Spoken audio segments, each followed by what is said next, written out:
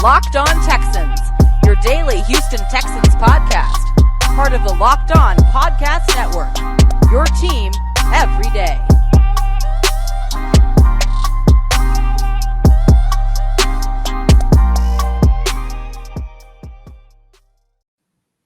Welcome in, Locked On Texans fans, to a Tuesday edition of the Locked On Texans podcast, your team every day. Thank you for making the Locked On Texans your first listen. We are free and available on all platforms. I am John Hickman, of course, joined by my co-host Cody Davis.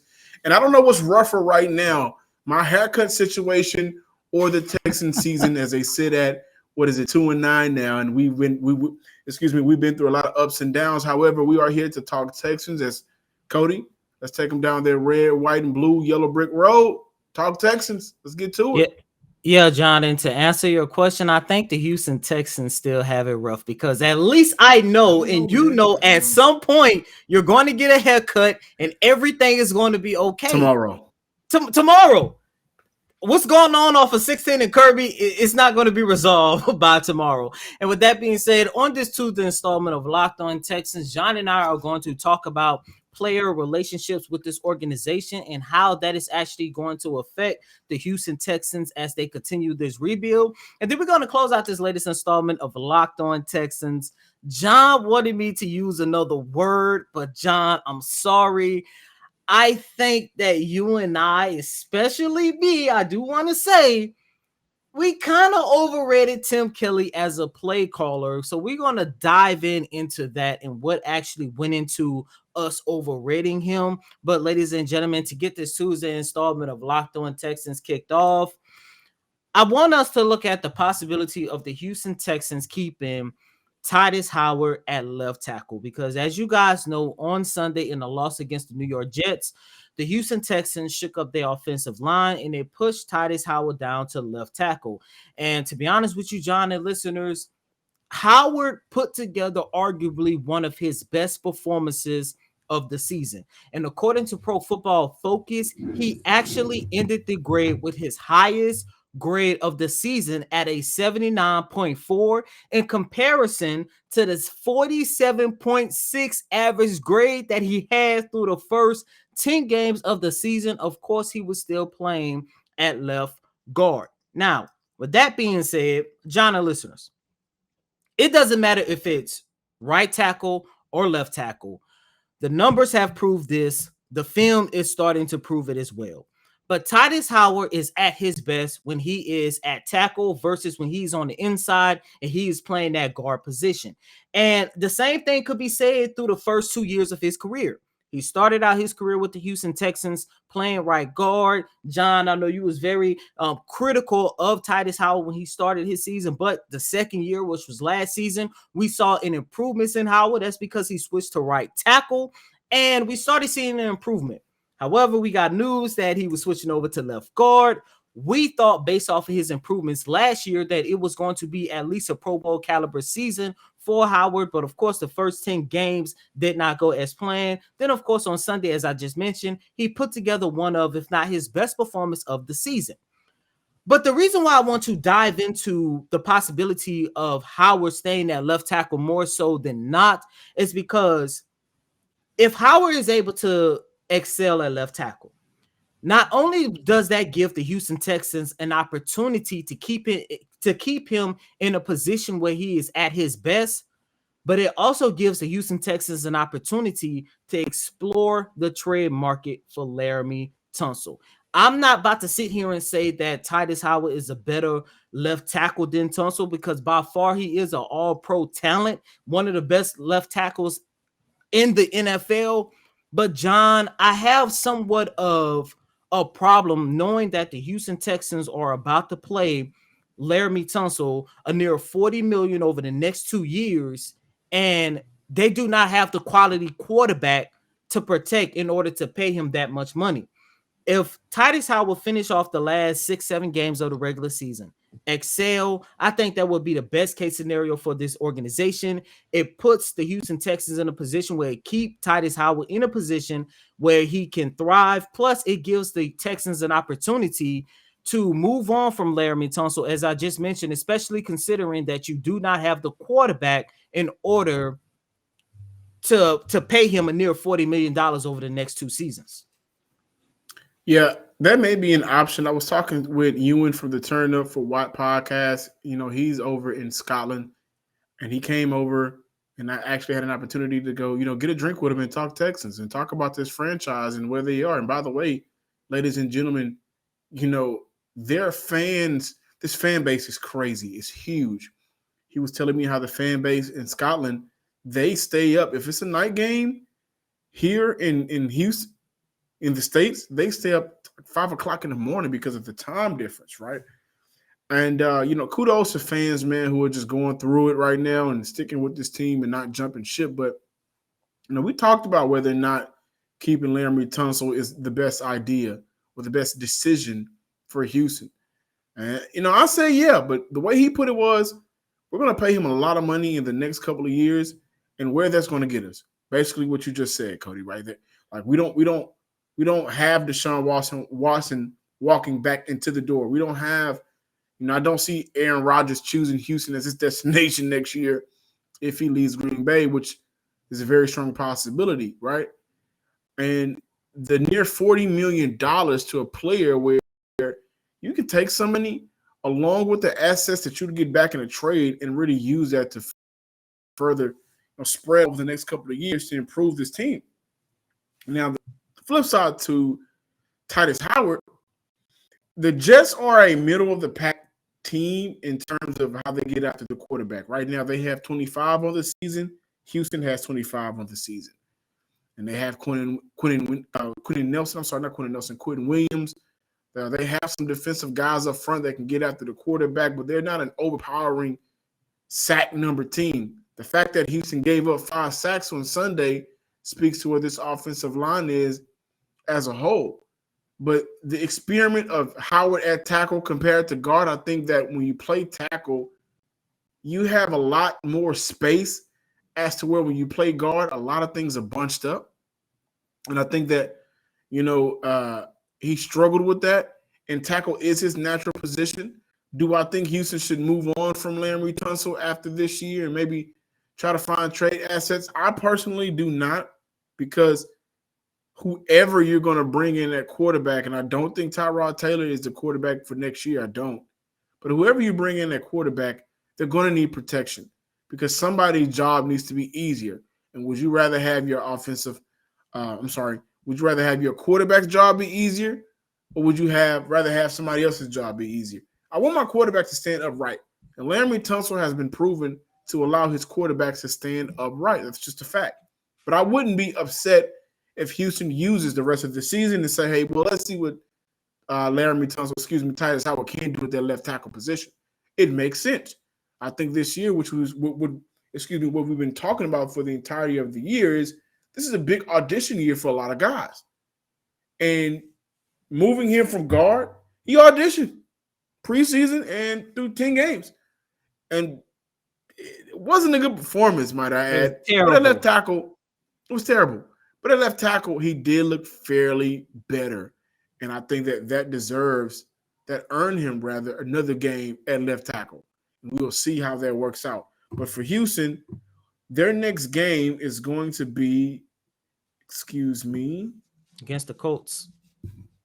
Against the Colts. And the Colts are a pretty decent defense right now. I mean, Darius Leonard is a monster. But they're a good defense. And that's an in-division rival, right? So you're going to have an opportunity to have the lights shine on you, especially considering the game you just had. I think it's a great opportunity for Tytus Howard. On top of that, this will be an opportunity for him to reestablish himself as a key piece for this team, because he's still under contract for one more year, I believe, and get his name a little bit hotter around the league. Like at some point, he's going to want to make some money. He's going to want to get that contract, and maybe that left tackle is the destination for you. He played pretty well on Sunday, man. I got to give kudos where kudos is deserved. Most definitely, John. I do want to add this little tidbit, just a little bit, because this is going to lead us into our next segment. This is why I say the Houston Texans actually have an opportunity to experiment with keeping Tytus Howard at left tackle, because one, like I mentioned, you can see whether or not if it's a fit. But two, and most importantly, Laramie Tunsil, there's a possibility that he might not want to come back to this organization. I saw him a couple weeks ago, walking past, getting out a COVID test. I had an opportunity to chat it up with him or whatever. I asked him how his hand was doing. He said he was good and all this other good stuff. But there's starting to be some rumors, some speculations on whether or not Laramie Tunsil wants to come back to this season, which is a loss sitting at 2-9. So that's going to lead us into our next topic that we're going to talk about, the fractured relationships that's going on between multiple players and the Houston Texans. In life, we are all bound by different things. With beachbound.com vacations, you can be bound for adventure, bound for passion, for discovery, togetherness, or bound for rejuvenation. Or you may be bound for encountering the unexpected. Personally, when I'm at a beach resort, I'm bound to end up at a poolside bar, maybe creating my own tacos, a turkey burger. As long as I got a good view and a great drink in my hand, like a lemon Hennessy drop, I'll be as happy as I can be. With beachbound.com, you can find the perfect beach vacation for you, no matter what you are looking for. What are you bound for? Visit beachbound.com today. Welcome back in, ladies and gentlemen, to another episode of the Locked On Texans, and thank you for making us your first listen. Again, we are free on all platforms. Cody, listeners, viewers, as I was coming up with topics to discuss about the Houston Texans, and I hate to be a person where the conversations become repetitive, but I thought about how difficult it will be for Houston to bring back players. I thought about how difficult it's going to be for Houston to convince players to come to Houston and buy in, right? That was a conversation at the beginning of the offseason when Nick Caserio was hired, and then they hired David Culley. And they were able to do a lot of one-year deals. But, I'm very concerned about the relationship and retention that the Houston Texans will have in this upcoming year, and if it'll be difficult to keep players on the roster. Now, of course, one thing about it is you're going to have to fill your 53-man roster. And to get down to 53, you start off with 90. You start off with damn near 100 players.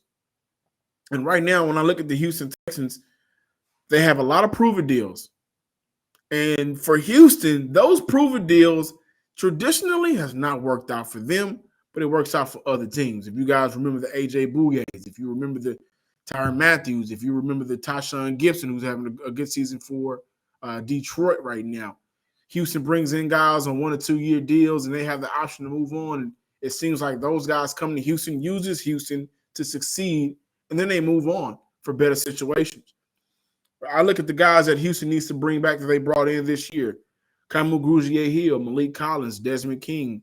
Even Reid, I think, is a guy, no matter whether we feel like he's a top tier 1, tier 2, or tier 3 safety, he's still a pretty decent safety in the NFL. But the issue that I have is, as I mentioned, Justin Reid is, he's going to be a guy that has looked at this discipline situation, not only with himself, but with Zach Cunningham, or how they handled Charles Omenihu, or how they've handled his running mate, Lonnie Johnson. Those things come up in conversation with players and agents and looking around and figuring out what is the best thing to do for my career. And I look at Hill. Hill's having a good season with the Houston Texans. Malik Collins rejuvenated his career right now with the Houston Texans, because we know he started out pretty hot with the Dallas Cowboys, went to Oakland, and that turned out terrible. Desmond King is a guy that I believe that, once teams are figuring out how they want to kind of set up their depth chart at the cornerback position, he's a player that can fill in and play that slot for a bevy of teams in the NFL. So you got guys that are pretty good at football, and you want to bring them back because you don't want to lose on players that you're going to have to refill and hope that the player that you bring in, whether it be the draft, whether it be free agency, can replace the productivity that they gave you in that previous year. I think that's the issue for Houston. Like I mentioned already, not having players on the roster makes drafting difficult, because now you're going to have to account for positions where, okay, we had this guy linebacker, but he's gone. And I would say the most difficult thing about that, listeners and viewers, and Cody as well, is the draft comes first, and then you have free agency. And so now you're kind of scrambling and trying to figure out how can we make up for position holes rather. The players has had a relationship with guys higher on the pyramid. That's become a strain. I mentioned Justin Reid. I think the relationship between he and David Culley and Culley's guys, Caserio, the coaching staff, I think that's become a strain. And one thing about this Pats way of life, the Patriot way of life, and I don't know if you guys remember this, we're going to go up to Detroit. Now, when I don't know why his name escapes me. You guys will probably know it and sit in the comments. Well, Matt Patricia. When Matt Patricia went to Detroit, he told one of the best cornerbacks in the NFL at that time, Darius Slay, you're not that good. Now, I don't know if you guys remember this, but he told Slay that. And this is when Darius Slay was coming off a great season for Detroit. Excuse my light went off. And Darius Slay had positioned himself to be a top 5 cornerback in the NFL. He came and immediately said, you're not the guy you think you are. That Patriot way of doing things outside of Belichick doesn't rub players the right way because Belichick has won with and without you. What have you done by yourself? And that has failed. We look at Bill Belichick. Bill Belichick is the best, I think, coach to come from Bill O'Brien's. I'm sorry, Bill O'Brien is the best Bill Belichick's coaching tree staff. And we saw what he got Houston. Matt Patricia did the same thing. McDaniels, after his short stint with him as a head coach, he ain't ran back nowhere else. He's been in New England ever since. So these guys come in with this moxie, whether it's the head coach or whether it's a general manager, Nick Caserio, where I know how to do things and you should listen to me. Or in actuality, maybe that's Bill Belichick and Tom Brady who knew how to do things. And that rubs players the wrong way, especially when it comes to contract time. So I'm looking at the situation where Houston is in a position now. We talked about Larry Tunsil, whether he's going to want to come back or not. I think this season is done. That's the smartest decision. But whether or not he wants to come back in the future, just list it off. Hill, Collins, King, Reid, who just had a disciplinary benching because of everything that he called a coach out on. And you're also taking away putting in and out my best running mate so far this year is safety. What you did with Charles Omenihu, that situation. A lot of these things that Houston has done so far this year, I sit back and say, how in the hell do you expect to keep guys? And how in the hell do you expect to bring in guys? You want guys to buy in to a team that has a head coach right now that has made plenty of dumb decisions, a general manager that talks around and can't explain some of the decisions that he makes. And by the way, you're benching some of your better players on the roster for whatever reason. I think it's going to be very difficult for Houston next offseason to get players here. And I will 100% agree with you, John. And every single person that you just named, the one guy that I know at least 75 to 80% is going to come back, and that's Kamu Grugier-Hill. And I say that because Hill is a culture fit, and that is what the Houston Texans are hoping for. They want their cake, and they want to eat it as well because they want talented guys, but they also more so than anything, they want players that fit the team culture. Whatever the hell they think a culture Justin is. Reid a smart Justin Reid is a smart Stanford graduate. You're right. How is he not? He's never given you any problems in the NFL. You've never heard his name. And by the way, I'm not saying because one does it, you do it. But Eric Reid is his brother. And Eric Reid has been, I would say a catalyst aside of the martyr himself, Colin Kaepernick, for the Neal situation. And Reid came in with his own identity. So he has not been a problem, a headache, or anything. But if he's not a culture fit, the question begs, what is a culture fit? Is it winners and guys who want to win and they're going to do whatever it takes, even if it comes down to bumping heads? Or is it guys that are just okay with being in the NFL, even if it comes at the hand of losing a bunch of games and being embarrassed in a bunch of games? Bingo, and that's your answer, and that's what I was getting at. Yes, Justin Reid to a certain extent is a culture fit, but you got to look at the reality of the situation. When Reid came to this organization, he thought he was going to be a part of something special. We thought by now the Houston Texans would be sitting near the top of the AFC. That's no longer happening. Plus, you also got to take into account whatever took place between him and David Culley was the icing on the cake. It was the nail in the coffin, because when you go back and you take an opportunity to sit and listen to Justin Reid throughout almost every single media availability, and I've been there. As a matter of fact, we literally broke down time and time again how Reid took up for Lonnie Johnson, how frustrated it is to see the decline of the secondary when there is nothing consistent by what they do. Justin Reid was starting to get fed up.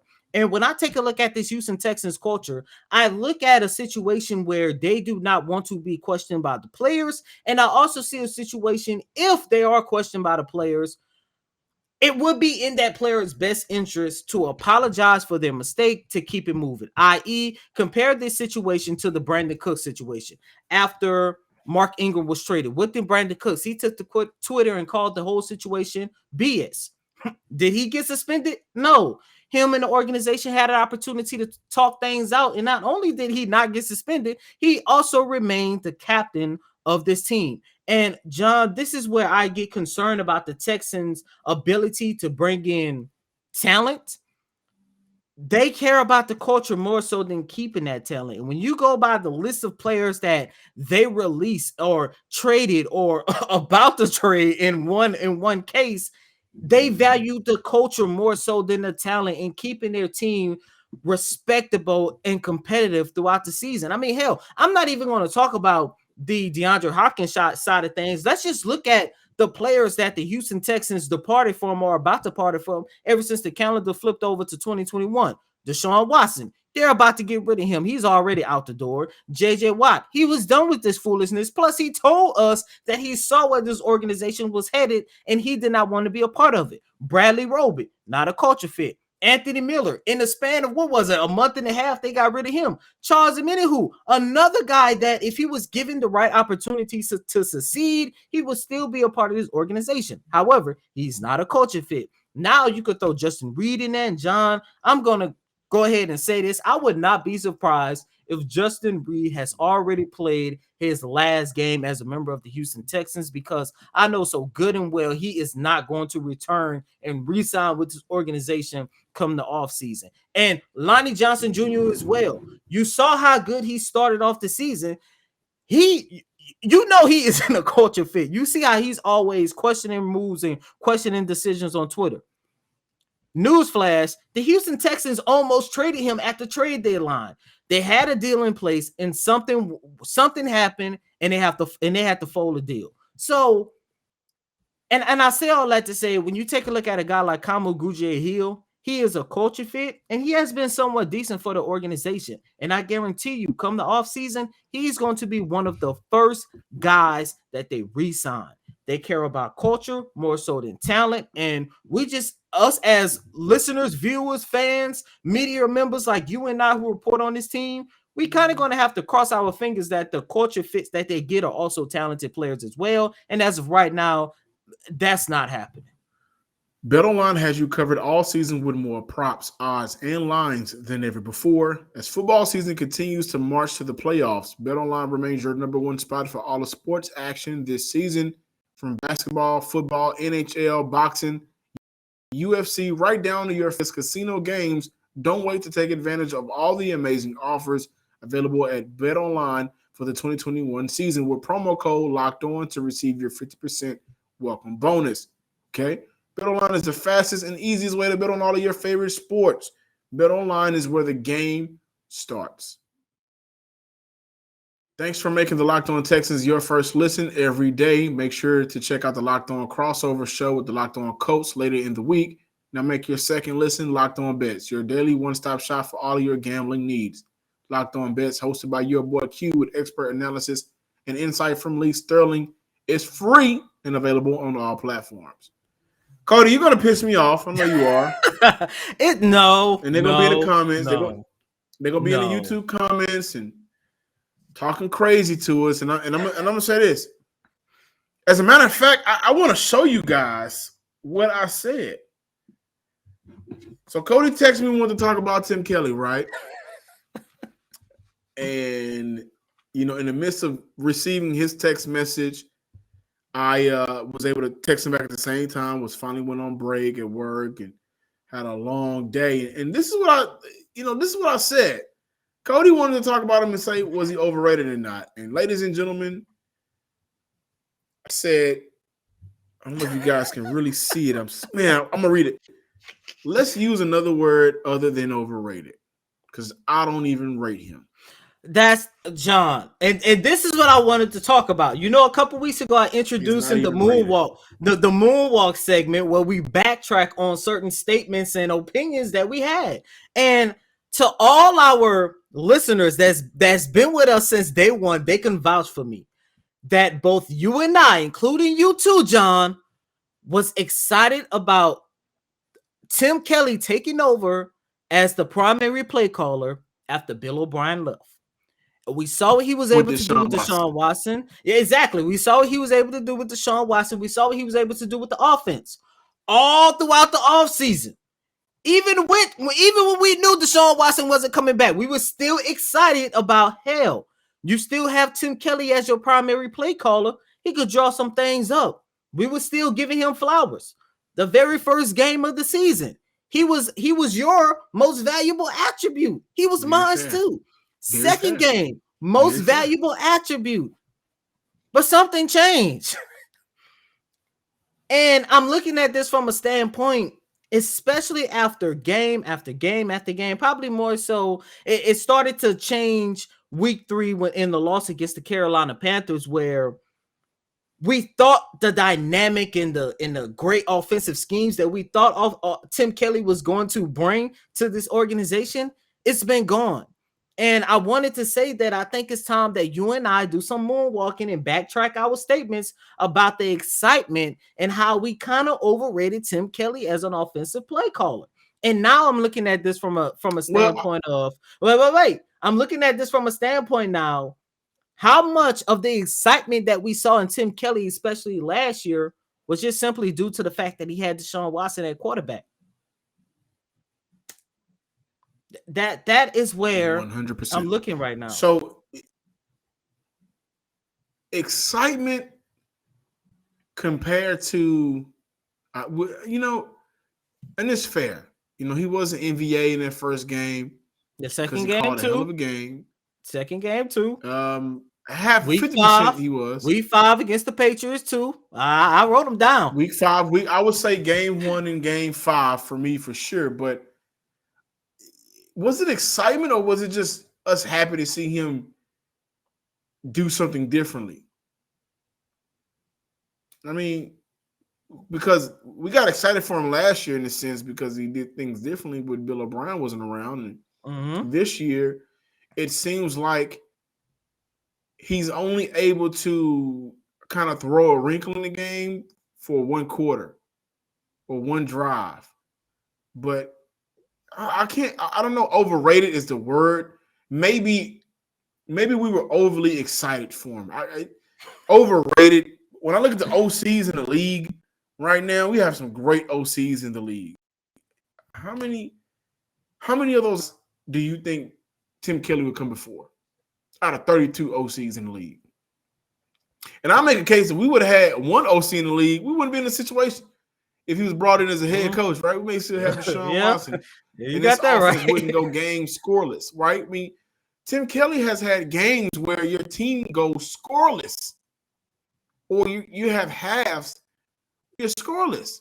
That's the issue, and there's been times where I praise him. I'm okay with praising guys when I've wanted more out of them and they've delivered. And Tim Kelly has delivered on 2 occasions, whether that be the Jacksonville Jaguars or the New England Patriot game. Even in that New England Patriot game, what did he do? He became conservative. And my conspiracy is he's just waiting to go home to daddy. Because I don't feel like Bill O'Brien's going to stay at Alabama after this season. My God. How terrible, give me a moment, how terrible of an OC do you have to be when Alabama has all that offensive talent and you continue to do the same thing that got your ass put out the league, you're doing it in college, where college is more acceptable to the open style play calling. I don't get it. Bill O'Brien should never be another head coach of anything ever again. I don't even think he should be an OC, but he will be. And when that happens, Tim Kelly's going to go home to daddy. He's going home to Pops. With that being said, man, there's no way you bring back Tim Kelly.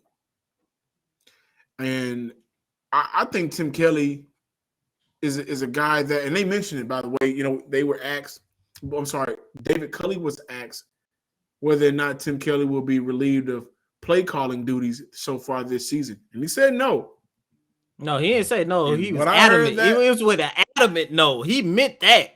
As a matter of fact, let me play you this short exchange between myself and David Culley so you could just hear how adamant he was. Coach, with you being so adamant about keeping Tim Kelly as a play caller, is there anything you would like to see him do better in hopes of helping his team? No, I just like to see our whole offense do better.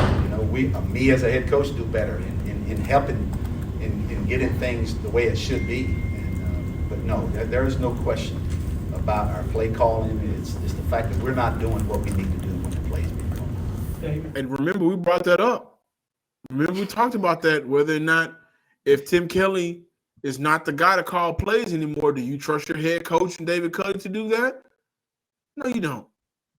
No, you don't. And it really goes back to whether or not they can bring guys in. There's no belief in any of these guys right now. Later, at some point of the week, we'll talk about Danny Baird as well, and also that Brandon Cooks is getting. But there's no belief in none of these guys right now. Man, you have been appointed to be an OC or head coach of an NFL team, one of the most prominent teams in terms of market, in terms of, well, outside of this year, game attendance and tickets, in terms of what the Texans are, the top 6 richest team in the league or something like that. You have a great team. Too much longer. Despite not having the playoff success as you may want, but this is what you're producing? This is your king? I'm John Hickman of the Locked On Texans podcast at Locked On Texans. Like us on Facebook and also subscribe, like, and comment on YouTube as well at Locked On Texans. And as always, I'm your host, Cody Davis. Please remember to follow me on Twitter at CodyDavis_24. Once again, that's Cody, COTYDAVIS_24. John, you can deny it all you want. You was excited about Tim Kelly as well. Our loyal listeners can prove my point, but it doesn't matter because along with me, you're gonna put your dancing shoes on. You're gonna get your silver socks, and you're gonna moonwalk alongside with me. Until next time, ladies and gentlemen, peace.